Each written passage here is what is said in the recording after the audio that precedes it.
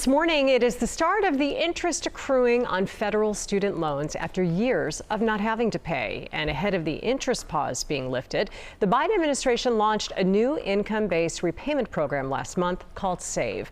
This morning, we're joined by Karen McCarthy with the National Association of Student Financial Aid Administrators to talk about the changes and what's going to be happening next. I think a lot of people this morning are hearing these headlines and maybe kind of getting a tightness in the chest and some fear.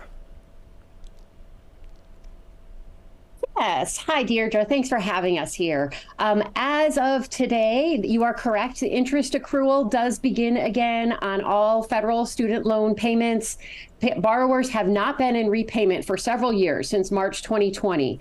And what will happen is that interest will start to accrue during the month of September, and borrowers' first payment will be due at some point in the month of October. So those are kind of the key dates to keep in mind as we move forward. You know, for a lot of people, you get used to budgeting and spending the money that you have. And for the last 3 years, with all the changes we've had going on in our world, they've gotten used to that. What are you a little worried about as we head into this change again?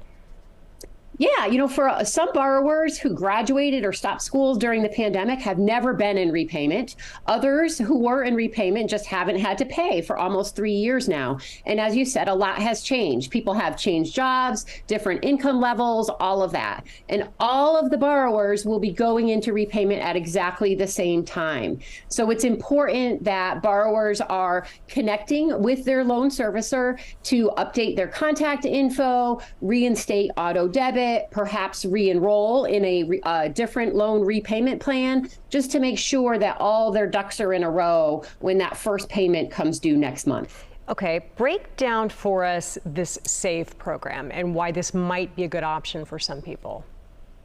Yes. So the SAVE program is a new income-driven repayment plan, which means that the borrower's monthly payment is based on their income level.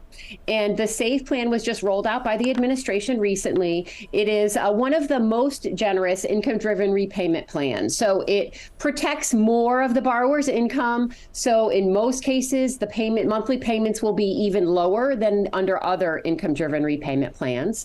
And the way that the math works is that if a single borrower has an income below about $33,000 annually, then their monthly payment under this SAVE program will be calculated to be zero. So their loans will be in good standing, they're in satisfactory repayment status, but their monthly payment will be zero because it is based on their income level. The bottom line is if you have a loan out there, you need to spend some time thinking about it here in the next few days.